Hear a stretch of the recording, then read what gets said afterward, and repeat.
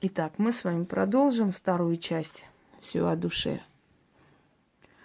Значит, друзья мои, приходит душа, рождается в этом мире для того, чтобы заслужить себе особое положение, особое место после смерти.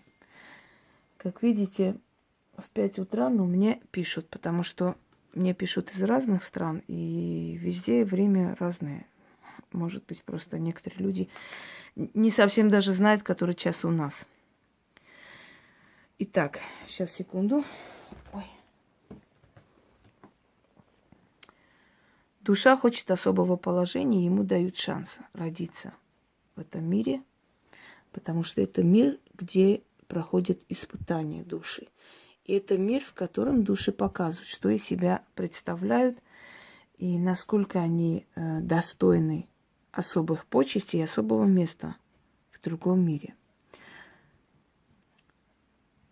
Для души выбирается семья, выбирается род, выбирается нация. Особо привилегированные души могут родиться вместе со своей любимой душой или с душой, с которыми у них близкие, дружеские отношения, скажем, грубо говоря, да, и в этом мире встретить эту душу в первом ролике я это объяснила. Откройте, посмотрите, чтобы представление было более такое общее. Приходит душа в этот мир. У каждого человека есть своя роль. Есть души, которые приходят, чтобы быть палачами. Есть души, которые приходят, чтобы быть учениками. Есть души, которые приходят, чтобы учить, но никто не приходит сюда, чтобы быть жертвой. Жертвами становятся люди сами по своей собственной воле. Если они не развивают свою душу, не поднимают планку своей души, то они будут служить другим душам. Но сами они не поднимутся. У них не будет самостоятельности в этом мире. Приходит душа, живет в этом мире, выполняет свою функцию. Есть законы мироздания, которые нарушать нельзя. Об этом уже было сказано. Если законы мироздания нарушаются, если человек использует время, данное ему, для того, чтобы себя любимого просто ублажать и за счет счастья других поднять себе жизненный уровень, то после смерти он за это расплачивается. Ад и рай. Ад и рай были придуманы религиями. До появления религии не было понятия ад и рай как таковой именно в том понятии, которым нам говорит религия. Почему? Потому что запугать толпу и править – это самый правильный подход тоталитарной секты, которая когда-то была сектой, а потом стала всемирно известной религией. Любая религия вначале была сектой. Если вы откроете Библию, вы не увидите там описание ада. Там не сказано ни о мучениях, там не сказано ни об огне, где там души горят и кричат. Там ничего не сказано об этом. Более того, там есть такая фраза, которая настораживает. «Сын Божий провел в аду 3 дня», сказано там. Потом это слово было переделано под словом «могила». Сын Божий провел в могиле 3 дня. Но изначально было написано «в аду». Как может Сын Божий провести в аду даже 3 дня? За что? Почему? Он же был невиновен, правда? Означает ли это, что ад и есть могила? Просто могила, забвение. Значит, я еще раз повторюсь и скажу, откуда слово «гиена» огненная, откуда слово «гадес», которое потом стало словом «ад». В Израиле, возле Израиля была огромная свалка, еще до средних веков она была. И в эту свалку горожане кидали мусор, вывозили из всех там караван-сараев, из гостиниц того времени, да, свои личные там была служба мусора тогда, которые вывозили туда и кидали вот именно в эту огромную свалку, много километров, рядом с Иерусалимом. Так вот, в эту мусорную свалку кидали трупы преступников, насильников, воров, убийц и так далее. Считалось, что если тело человека не захоронить, то его душа не находит покоя. И поэтому было запрещено их хоронить по-человечески. Их должны были кинуть туда, забыть их имя, не произносить. И в роду запрещалось о них говорить. Должно было быть полное вечное забвение. За свои вот такие проступки человек заслуживал и получал такую кару. Когда люди проклинали друг друга, они говорили, чтобы ты сгорел в гиене огненном, чтобы ты в ад попал. Почему? Потому что раз в год эту огромную свалку сжигали. И, естественно, трупы убиенных преступников, которые, кто в каком состоянии уже был там, все это сгорало вместе с мусором. И вот это проклятие, это пожелание сгореть в гиене огненном было сказано для того, чтобы, мол, вот так живи и так умри, чтобы о тебе памяти не осталось, чтобы тебя вот как мусор выкинули, сожгли, и чтобы ты даже не имел могилы. За это уцепилась религия. Религия создала целый культ ада. Религия очень красочно начала описывать, и святые отцы стали описывать и говорить. Если так, по сути, подумать, ад просто полагается всем нам за все. Просто за то, что мы люди, просто за то, что мы хотим есть, пить, любить хотим, знаете ли, мечтаем о хорошей жизни. Просто за то, что мы лак намазали себе на ногти, нам вообще положено гореть в аду в вечном огне. Вопрос. Скажите мне, пожалуйста, принимаете ли вы Бога, который жарит создание, да, свое и наслаждается муками, даже таким образом наказывая? А если логически подумать, он сам создал его таким, он привел его в этот мир палачом. Он создал его таким, и потом за это и наказывает. Как же можно назвать его после этого милосердным и всепрощающим, и добрым, который придумал ад для очищения души? За это ухватилась инквизиция, которая сжигала людей при жизни, то есть живыми, да, считая, что если они пройдут муки ада в этом мире, то в том мире они уже вечно будут жить и здравствовать. То есть они спасают душу от вечных мучений, один раз сжигая его в этом мире. Это ужасное наказание, и мне кажется, что даже представить уже холодеет кровь от того, что делали с людьми наши святые, священные отцы. Религия себя изжила, изживает, и потихоньку уже, скажем так, у каждой религии свой темный век. Темный век христианства был тогда, темный век других религий сейчас проходит потихоньку. Через лет 100 религия уже будет рассматриваться как просто данность, формальность, если он вообще останется. Так вот, ад.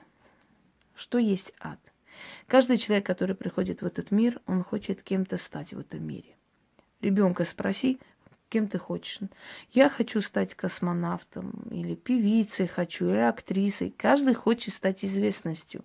Никто не сказал, я хочу стать грузчиком или уборщицей и всю жизнь пахать.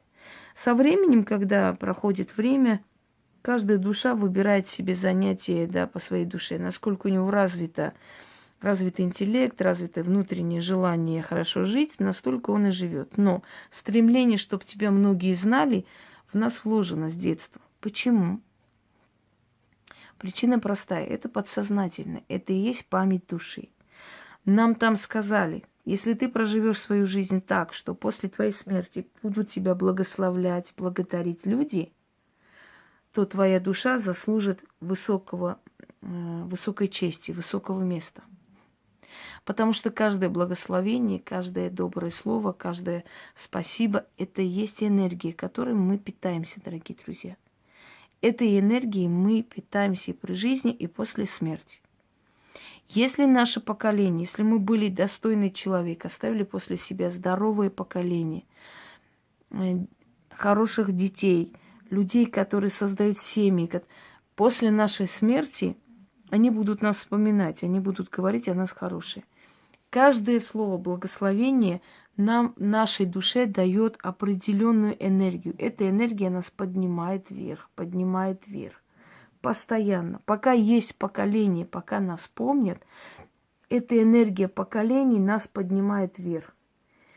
Если человек мировая известность, тем более у него есть огромный эгрегор. Люди, которые... Почему говорят, есть люди, которые не умирают, это правда. Они физически уходят, но они не умирают, они есть, они присутствуют. Потому что каждый раз, вспоминая этого человека, говоря о нем, организовывая какие-то мероприятия, мы даем энергию этой душе. Эта энергия эту душу поднимает вверх и вверх. Это и есть рай.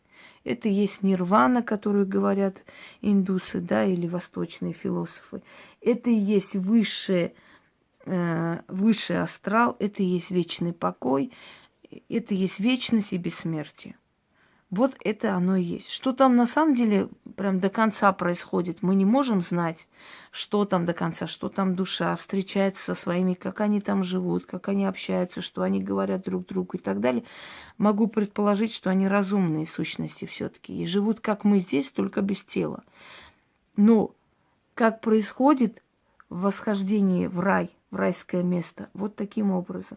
Если человек практически, скажем так, одинаково делало хорошее и плохое, то есть не перевесило, да, добрые деяния, то есть деяния не очень добрые, он находится в чистилище. Это серый астрал называется. То есть там не темные духи и не светлые духи. Там духи, которые занимаются, которые пережидают, то есть они держат эту душу там и пережидают, сколько после смерти этого человека раскроется всего, насколько его поколение будет о нем говорить хорошее или плохое. Вот как скажет, если есть заслуга после его смерти, его душа поднимется над серым астралом, поднимется в более светлые вот эти вот пласты. Когда он поднимается чуть выше, но такая душа, естественно, очень высоко не полетит, но она будет в тишине, в покое своей, без особого наказания. Душа, которая при жизни нарушала законы мироздания, а именно проливала невинную кровь, а именно мучила людей, а именно сделала непростительные вещи и так далее, жестокая, бесчеловечная, отмороженная душа, естественно, его не отпускают с этой земли, пока он за все не заплатит. Он будет смотреть, как мучится его поколение, как вырождается его род. Самое страшное, что этой душе запрещено что-либо говорить, как-то предупреждать и так далее. Если вы замечали на снимках, да, когда попадаются такие сущности, очень часто у них гримаса страданий. Им просто физически больно находиться между мирами. Они должны уйти на покой, но они не могут уйти. Они должны видеть это все. До последнего человека в своем роду увидеть смерть, кончину, разорение полное. Только после этого его отпускают в чистилище, где опять поджидается момент, насколько много хорошего скажут после про этого человека. Сделают о его памяти там что-нибудь. Не сделали ничего, все. Его спускают в низкие планки. В низких планках душа мучается. Мучается таким образом, что не находит покоя. Он рыщет голодный. Он не находит покоя. То есть он находится вот в этих темных просторах астрала. И там нехорошо ему. Это и есть ад, дорогие друзья.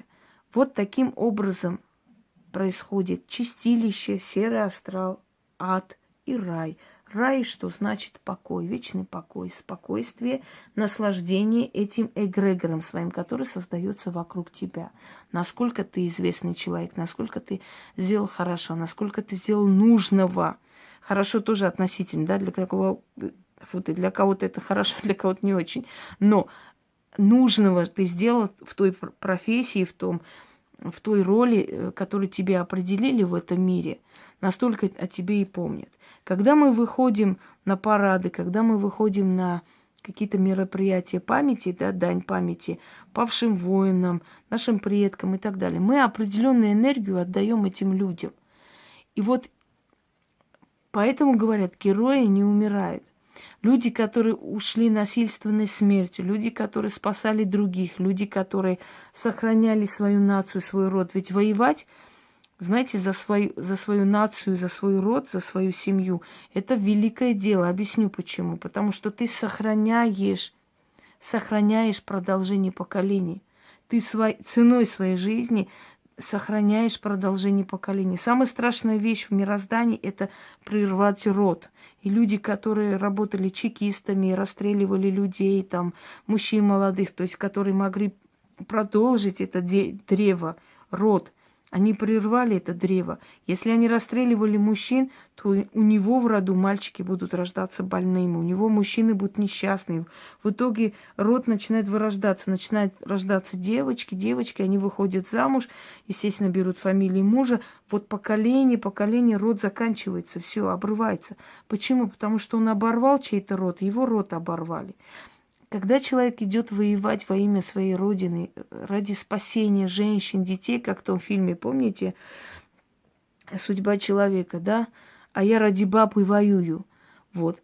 Ради этих баб и детей и стариков. То есть поколение продолжаешь ты ценой своей жизни, ты заслуживаешь очень большой похвалы. Ты заслуживаешь того, что твоя душа поднимается по этим астральным пластам без каких-либо условий. И то, что ты сделал в этой жизни, прощается. Именно поэтому поощряется участь воина. Именно поэтому все религии говорят о том, что тот, который сражается за родину, религию еще добавляет сверху, да, тот достоин там рая, уже сразу заслужил, он там высшее положение и так далее. По сути, если честно, они не лгут. В этом отношении они говорят правду. Он заслуживает определенный подъем в высшие пласты только за то, что его жизнь дала возможность многим родам и поколениям продолжить свое существование. Потому что если бы он не погиб, то этих родов бы не было, они бы прервались. И поэтому, что бы он там при жизни не сделал, если он пошел воевать, если он воевал, сохранял поколение свое, он продолжает, он сразу же получает определенное место там, и поэтому мы все время выходим на парады, мы вспоминаем павших героев и так далее. Еще и мы даем все время им определенную энергию, силу, которая дает им, знаете, такое право и силу существовать в этих пластах. Далее. Что происходит с душой после смерти? 3 дня после смерти душа пытается понять и смириться, что он ушел. Он не хочет понимать этого, он хочет вернуться в свое тело, но тело его не воспринимает и не примет. 9 дней мытарства. Он начинает привыкать к тому, что он ушел. Начинают приходить за ним стражники, объяснять ему, что он уже находится в другом мире, в другом измерении.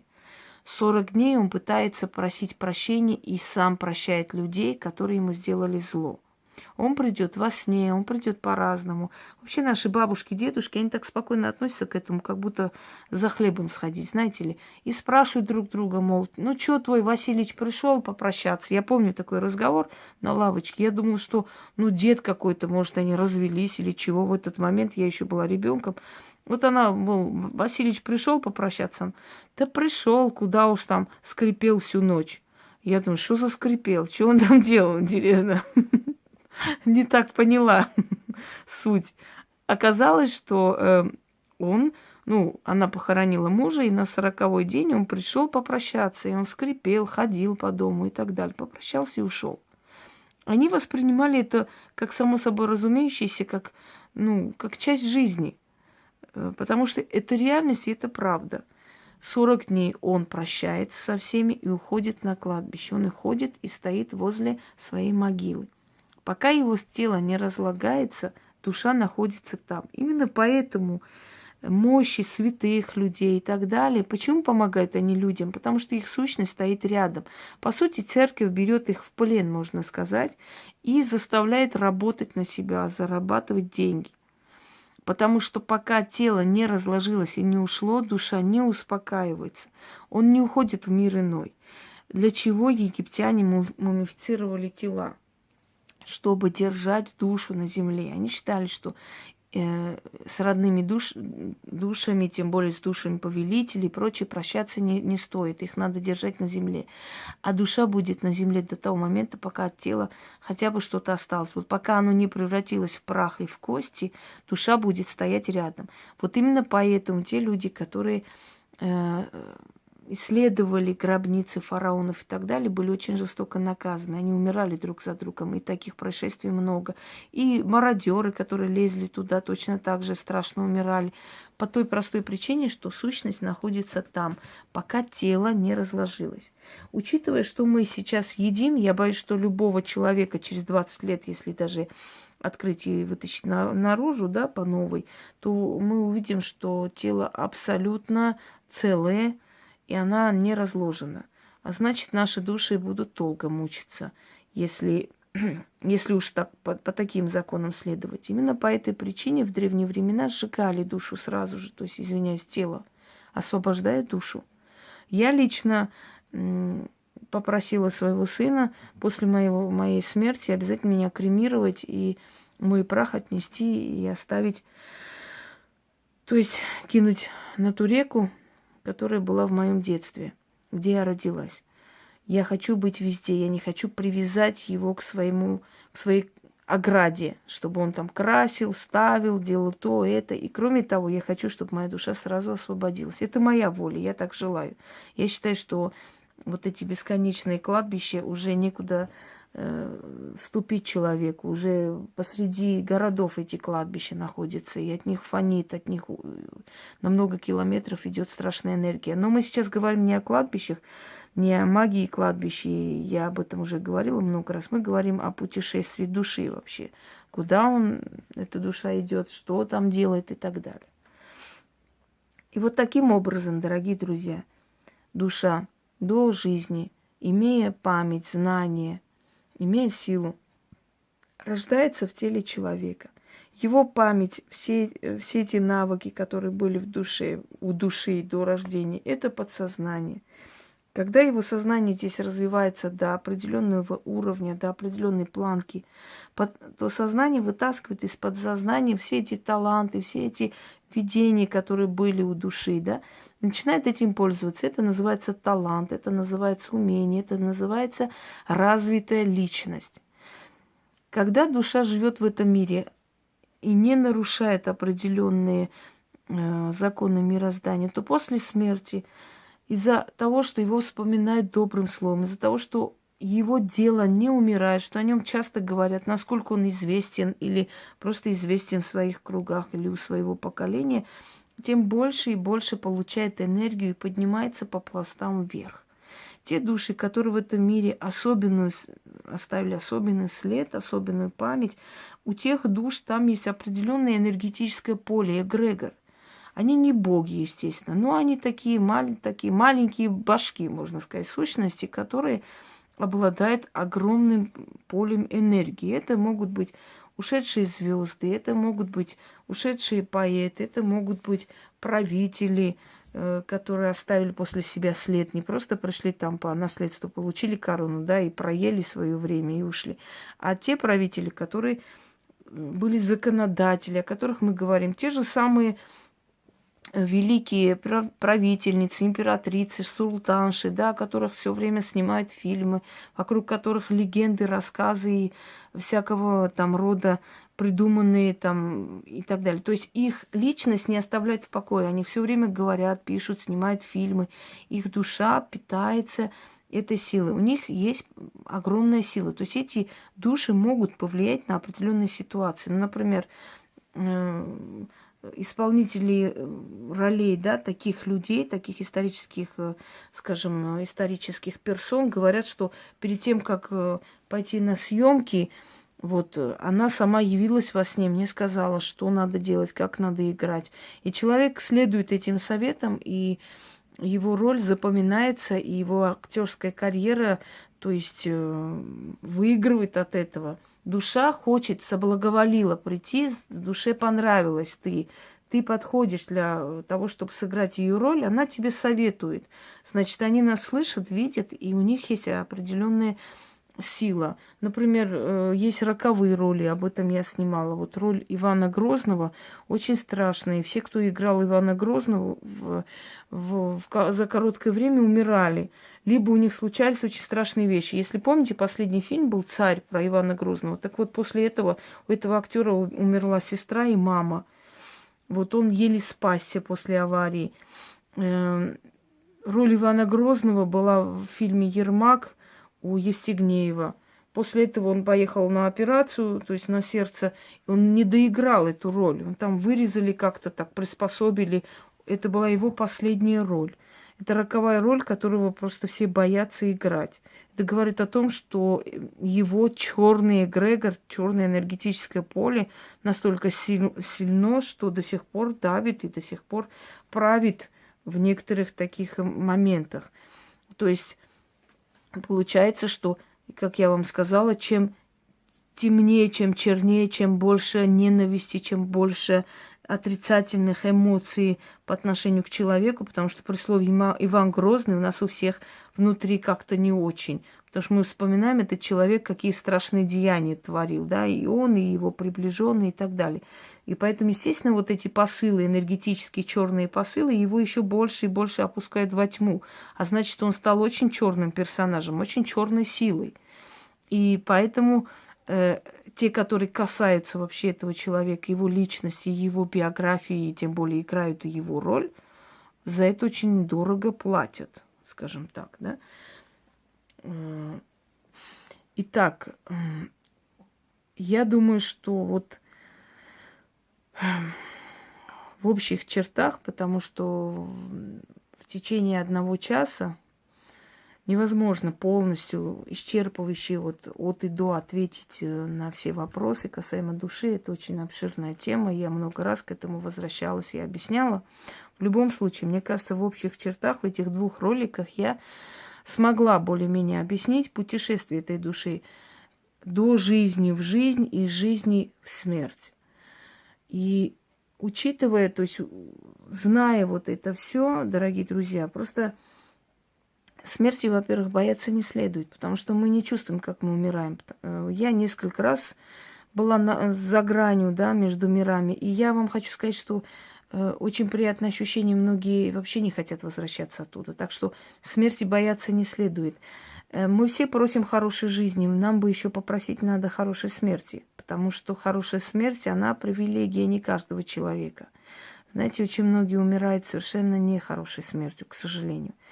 Человек боится не смерти, человек боится мучения, неизвестности. Что там, как там и так далее. Что со мной будут делать, как я умру, сразу умру или буду мучиться, или мне будет больно. Или я буду лежать годами, кому-то стану обузой. Да? Человек боится вот такого. Человек смерти не боится. Смерть, она внезапность за секунду. Люди, которые просыпались потом там после длительной, скажем, комы, например, там шли по дороге и резко там попали в аварию. И у них спрашивают, что вы помните? Они говорят, ничего не помню. Я помню, что я шла и отключилась, и больше ничего не помню.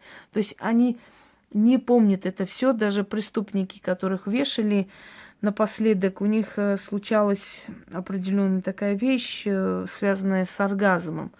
То есть природа так устроена, чтобы человек не сошел с ума, не боялся, очень сильно притупляет вот эти все чувства, даже закрывая это определенным моментом удовольствия у человека, понимаете, напоследок, чтобы вот это чувство страха, чтобы человек ушел легко.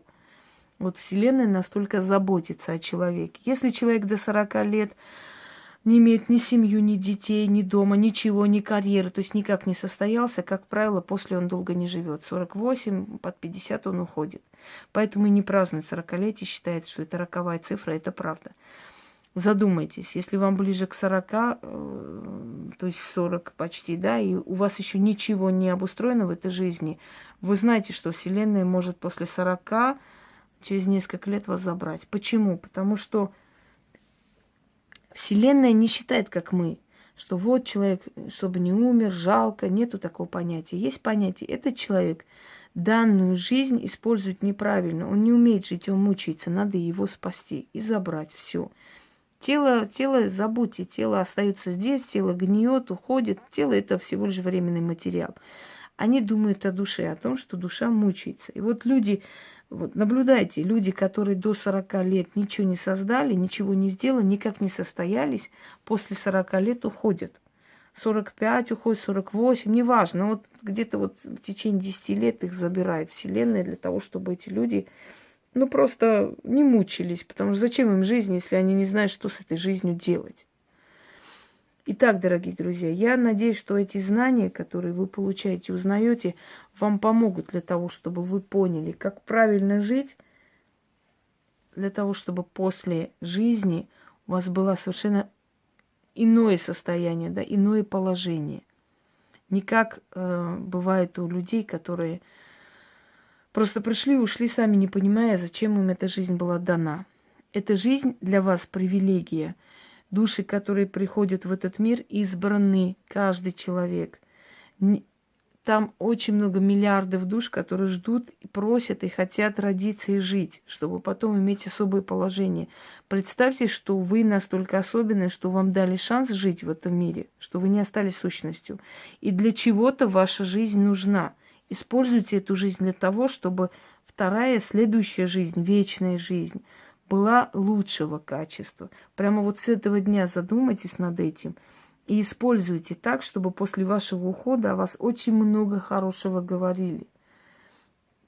И вы уже свою вечность обеспечите. И вы обеспечите свое здоровое поколение. И ваши грехи, как говорит народ, да, не встретятся с вашими детьми. С вашими детьми встретятся ваши добрые поступки. То есть то, что вы сделаете людям, Вселенная вернет вашим детям. Пусть люди не вернут, пусть люди неблагодарны, но это все уходит в вашу копилку, она никуда не исчезнет. И это вернется вашим детям в трудную минуту, за ваши заслуги помогут вашему поколению. Всем удачи и всех благ.